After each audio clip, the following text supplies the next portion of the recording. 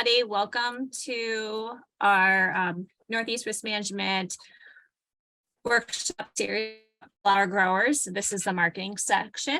And today we've got two speakers. I'm going to be speaking in the second half, but in the first half is going to be Nathan Rudgers. He's the Director of Business Development at Farm Credit Northeast, Farm Credit East. Good morning, everyone, or good afternoon. At this point, it's my pleasure to be with you today. I am the Director of Business Development at Farm Credit East, a role that I've had since 2005. And prior to that, I served as the Commissioner of Agriculture for New York State for 7 years and was with the department for a total of 10. So that experience combined with business development experience at Farm Credit and doing a significant number of grant applications has brought me to this point, and hopefully I can be of assistance to you today and better understanding applying for grants and what's necessary. Next slide, please.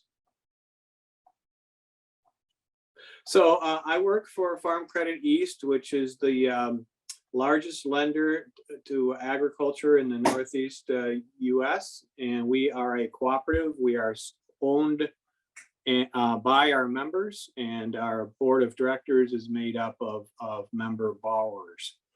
There are about 500 people that work for the organization, and we have 25 branch offices across the 6 northeastern states, or 7 including New Jersey. I haven't counted them up lately. We have about 10 billion in loan commitments, and we pay out patronage as a perk or being a member of the organization. And roughly that patronage amounts to 1.25% of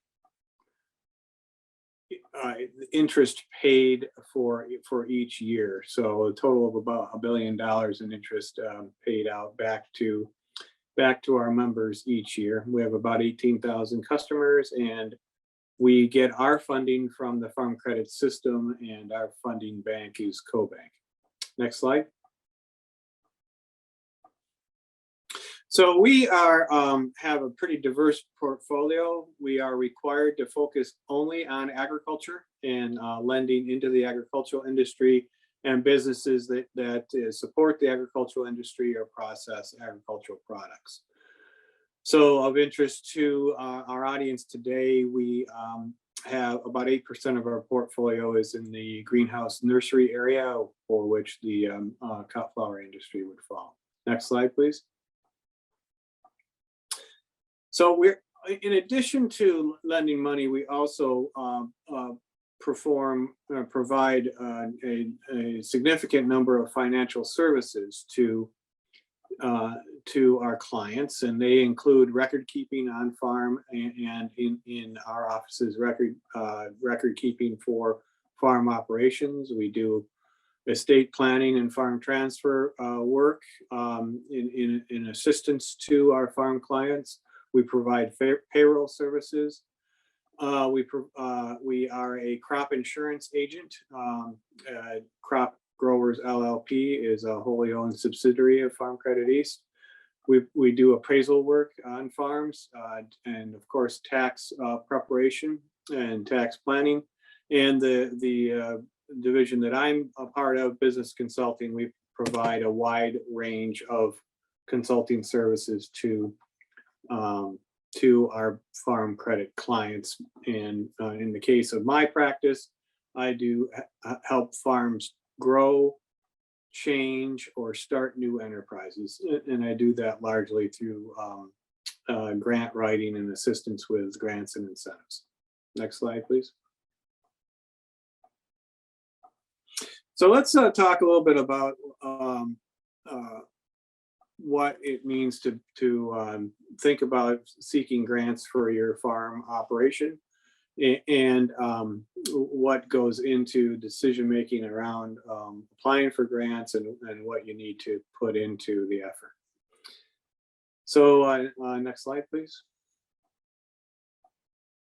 The things you should consider in applying for a grant would be what is the compatibility of the grant program that you found with your business model and plans. You need to be aware that there's always an administrative burden with applying for grants. In addition to doing the application, there will be likely record keeping and accounting requirements. There certainly will be a final report that's necessary, or commitment to providing outcome obligations. You need to consider, based on that effort, what the likelihood of getting awarded or getting funded is. Very important, does your application align with the goals and spirit of the grant? In other words, are you providing to the people offering the grant what it is they're looking for in a successful application? And is the juice worth the squeeze? In other words, does the potential funding match the work involved in applying for the grant? Next slide, please. So you need to be very aware of what the goals of the grant are. It's not usually about you or your farm operation. It's often about a broader goal, or it almost always addresses a public purpose. That might be supporting beginning farmers, specifically a significant capital investment that creates jobs. Economic development is defined by capital investment. Open space preservation, in the case of farmland protection grants, for example. Grants that address energy efficiency issues, climate resiliency issues, or support for socially disadvantaged farmers, or promoting specific on-farm practices. Next slide, please. So grants certainly do vary widely. Their size and complexity generally go hand in hand. For not-for-profits who are offering grant assistance, the amount there is usually fairly small, and it reflects a somewhat simpler application process. For state or regional grants, they're larger in size, and there's certainly more complexity. And for federal grants, particularly USDA, the bigger the grant, the more complex the process will be. Next slide.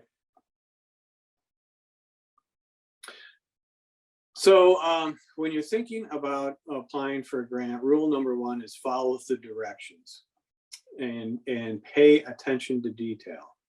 Many grant applicants don't do this, and unfortunately, they're not successful as a result. And it's usually the biggest reason for rejection. 90% of any successful grant application results because you've followed the directions and addressed every request for information. So the quality of the information may not be as important as whether you've checked the box appropriately. And the reason for that is that it's very easy to reject a grant applicant because they didn't check the appropriate box, because they didn't provide the appropriate information. And then once, of course, they winnow down the pile of applications that they have to review by eliminating those that just didn't follow the rules, then of course they have to dig into the meat of the application and score the grant based on the information provided. So you should always start with a checklist of what's required, what's necessary, and follow that checklist and make sure that every item is addressed. You need to allow adequate time to complete the application and to gather the appropriate information. And there are certain very long lead time items. For example, for USDA rural development grants, if there's an environmental report component, sometimes you'll have to reach out to your state historic preservation agency and ask them to identify that the property that you're planning on doing a grant on is not a historic property or would not disrupt a historic resource. Same thing for endangered species and things like that. And then also, particularly for federal government grants, you need to apply for Systems for Awards Management number, or a SAM number, which involves both requesting a unique entity identifier and then being issued a SAM number, which verifies the information about your business, that your business is legitimate, and then holds information about your checking account, and so that payment can be made from the granting agency. Those things take a significant amount of time, generally at least 3 weeks or more of lead time prior to a grant being due. Got to start ahead of time. Don't exceed the page limit or word limits that are required. Always use the forms that are provided by the grant agency, and answer the questions asked fully without extraneous information, and make sure you have to save time to review and correct any obvious errors or any grammatical errors, etc., prior to submitting. Next slide, please. Rule number 2, be prepared to put the work in. Whether you use a grant writer or do it yourself, you've got, as the applicant, have to be committed to the process. As a grant writer, I can't put together a successful application without your substantial involvement. You are bringing on, in the case of a grant writer, a partner, and you're not delegating everything to that partner. Ultimately, you as the applicant will be responsible for implementation and reporting once the application goes in. Next slide, please. Do your research. Make sure you thoroughly read the entire request for proposals, read the rules that were established in putting the application together. Know what you're eligible for and what you're not. Make sure that your business and your project meet the eligibility requirements for the given grant. And know that what you're applying for funding for is actually eligible for funding. For example, if it's a working capital grant and you're trying to seek money for a bricks and mortar investment, that will not be successful. And you should certainly be aware of what the agency is trying to achieve, what their goals are in offering the grant program. And don't be afraid to reach out to the grant maker. Do your homework first. Next slide, maker. Next slide. When you're responding to the questions provided, make sure you're speaking to the grant maker's goals. Again, it's not usually about you. It's about what the granting agency is looking for. What are they trying to achieve? And how will you project, how will your project further the goals that they're trying to achieve? For example, if it's an energy efficiency grant, you need to be able to provide information that demonstrates that the investment that you're making really does achieve a certain amount of energy efficiency, and that efficiency is going to lead to savings on your behalf, and that the project pays for itself in a reasonable number of years. So often the grant will list desired outcomes. Tie your application to the objectives that the agency is trying to receive. Repeat the agency's terminology back to them.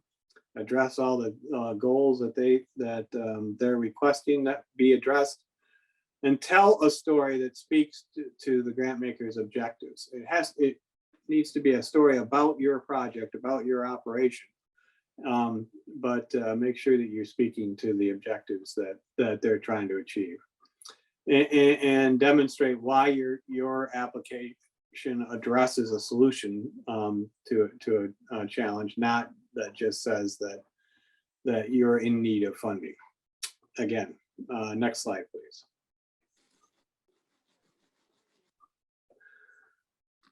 Don't try to put, oh, go back there.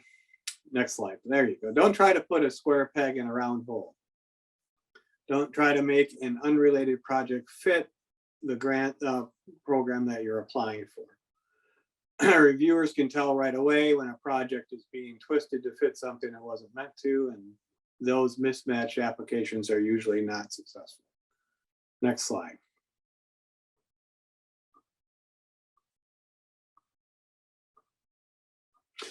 It's very helpful to go back and look at previously funded projects. Generally speaking, there'll be a summary of previously funded projects online on the grant application homepage, and it'll give you a good idea of the kinds of projects that are successful, that get funded, and the qualifications of the recipients, and really provides a template for what the grant maker is looking for.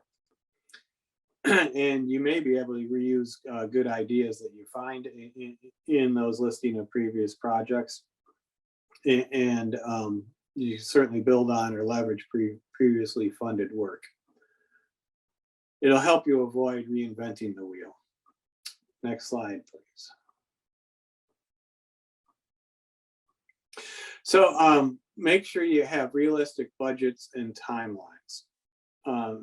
And certainly that involves not asking for the maximum amount of money that's available just because you can ask for that.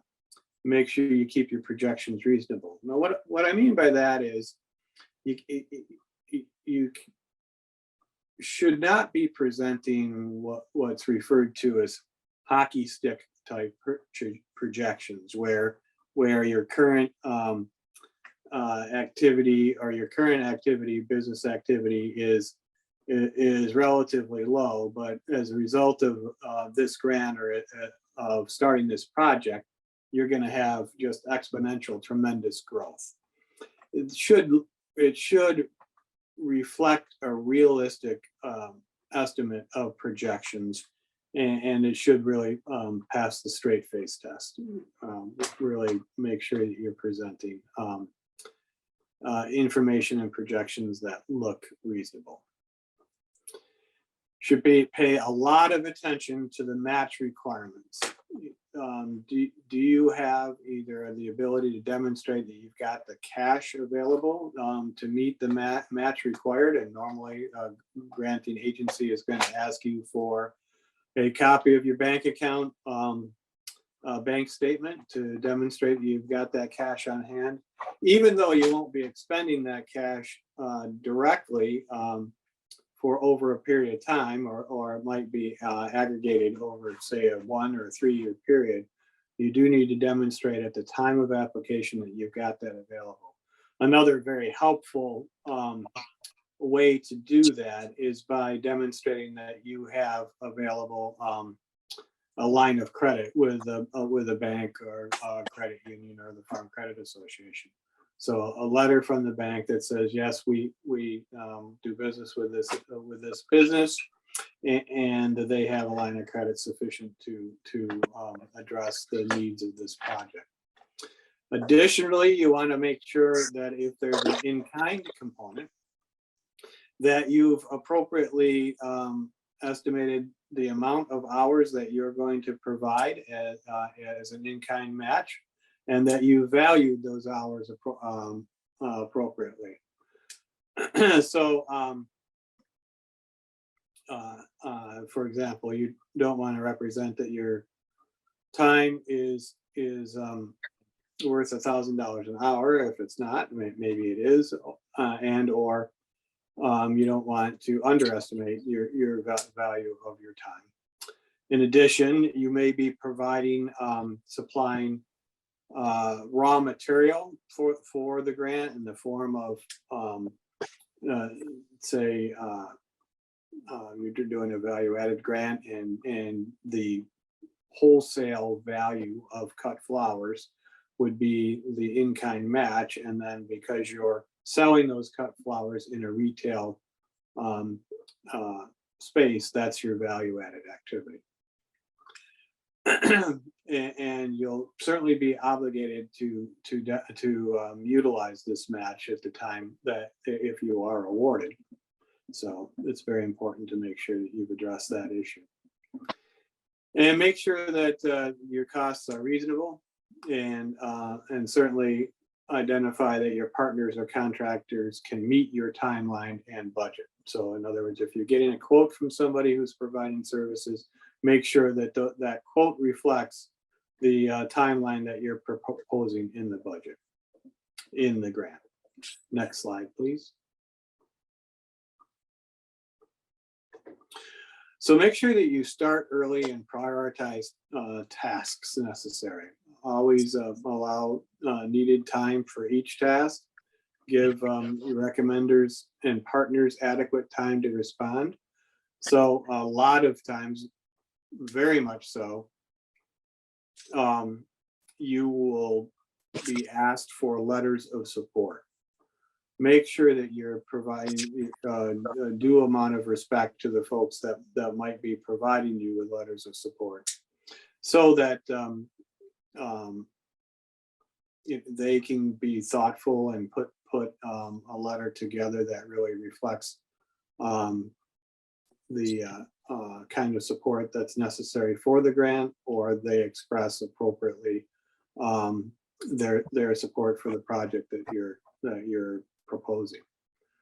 I've already talked about applying for a SAM number. Make sure you allow enough time to get the unique entity identifier or SAM for a federal program, or an EIN or tax identification number for your business if you don't already have one. Please try to avoid last-minute applications. They're generally not competitive. And it's very important if you're going to do applications that it's an online application. Don't wait till the last minute, because chances are there are people that are doing that, and they will clog the system and make your application less likely to be uploaded successfully. I've seen that happen many more times than not, and it's really nerve-wracking. Next slide, please.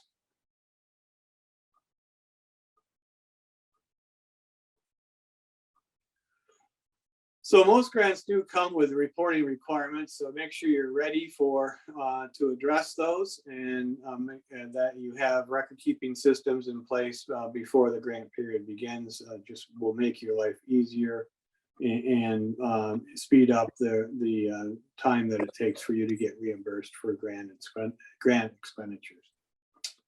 Next slide, please.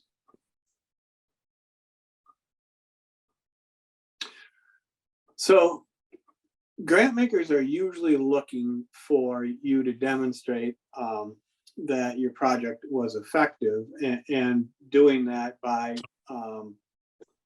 asking you to propose certain metrics under which you should be measured. How many new jobs were created? How many new sales did you achieve? How much new product did you produce? What new markets did you enter? How can you demonstrate that you entered those markets? And the more that you make these objectives action-oriented, the better. And you really should have a realistic way to measure those outcomes, and you need to be careful not to overpromise in your application. Next slide, please. Use clear and understandable language in your application. The grant reviewers may not be from your industry. In fact, matter of fact, it's quite likely they are not. So you need to avoid jargon that reviewers might not know. If you've got an acronym, before you use it within your application, make sure that you spell it out the first time. And don't assume that reviewers have specialized knowledge, but put your proposal in clear, concise language that's easy to read. Next slide, please.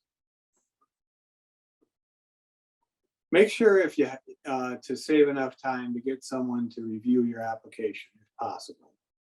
Look for errors in math, in grammar, spelling, clarity, and following directions. And again, please, please, please pay attention to detail and check all the boxes that are necessary. Next slide, please. If you're not successful the first time, please don't get discouraged. I've had a number of times where grants were rejected that we were successful on the second, and in some cases even the third time applying. And the way to make sure that you improve your chances on a second time around is ask for feedback. You will always get the review from the grant reviewer if you request it. And generally speaking, those are very constructive in providing guidance to you to put together and ultimately a more successful application. You certainly learn from the information that's provided and use it the next time you apply. Next slide, please. So in summary, follow directions. Make sure that you're paying attention to detail. Be prepared to do the work. Do the research necessary, including reviewing the notice of funding opportunity and other information and background on successful past applications. Make sure you're addressing the grant maker's goals. Don't put a square peg into a round hole. Look at previously funded projects, have realistic budgets and timelines proposed. Next slide. Start early and prioritize tasks. And be prepared for required record keeping. Make sure your outcomes are measurable. Use clear language. Get a second opinion, if possible, from someone who you trust to review your application, and ask for feedback when unsuccessful. And next slide, please. So we do at Farm Credit East maintain and update a guide at the website we're showing here, and this grants and incentives guide for Northeast agriculture generally contains most of the available grants that we're aware of, and certainly it's a good reference point as a place to start to find programs that might be of interest to you. So that's at https://www.farmcrediteast.com/services/grant-writing. So that 42-page report's available and hopefully would be of help to you. Next slide, please. So thank you. You can reach me at that email address, nathan.rudgers@farmcrediteast.com. That's RUDGERS @farmcrediteast, all one word, .com. That concludes my initial presentation here, and I'm available for any questions that might be offered.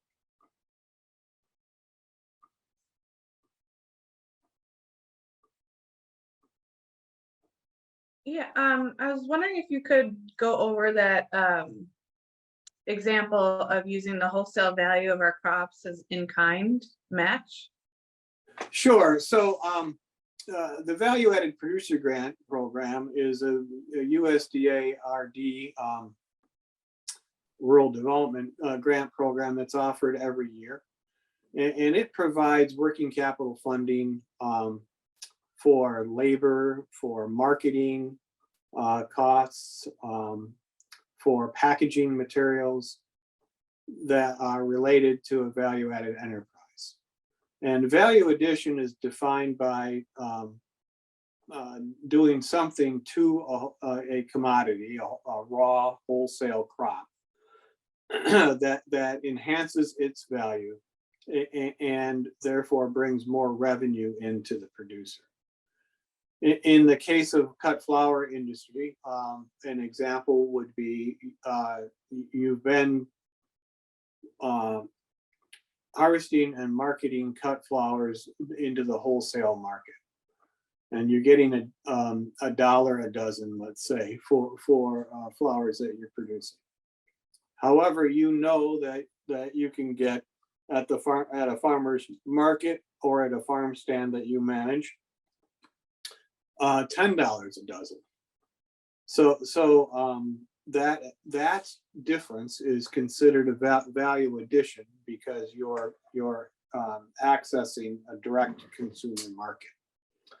When you're considering match for let's say you're asking for $50,000 in funding to cover the development of a website, to cover an email marketing campaign, to cover advertising, to cover labor at the farmer's market. You would utilize the value of that raw material, the $1 a dozen value of that commodity, as an in-kind match. And then you, of course, would also need other match as well, including your own labor, because owner labor usually does not count for being able to be funded as a labor expense, but you can use your labor as a match. Does that answer that question? Yeah, that was great. And it also answered the next question about labor too. So thank you for that. You're welcome. Other questions?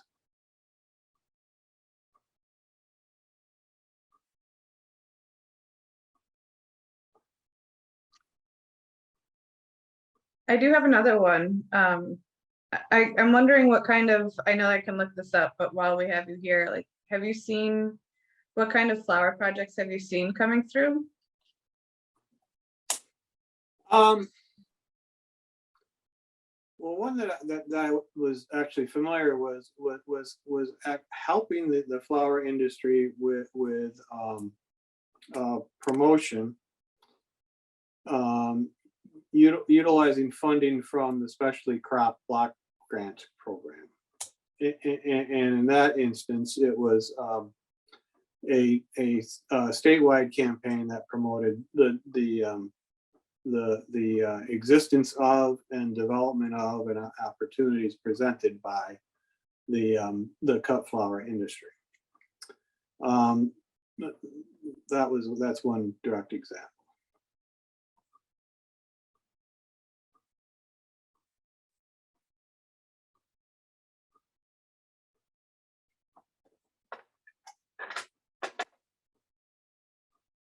Any other questions?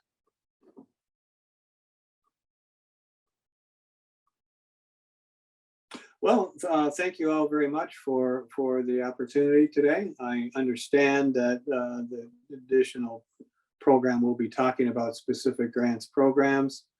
So I'll let the folks dive into that presentation. And I thank you very much for the opportunity today. Thank you so much, Nathan. Really appreciate you taking the time to speak with us today. You bet. Now back to a March 31st deadline. So Good luck. take care. Thanks.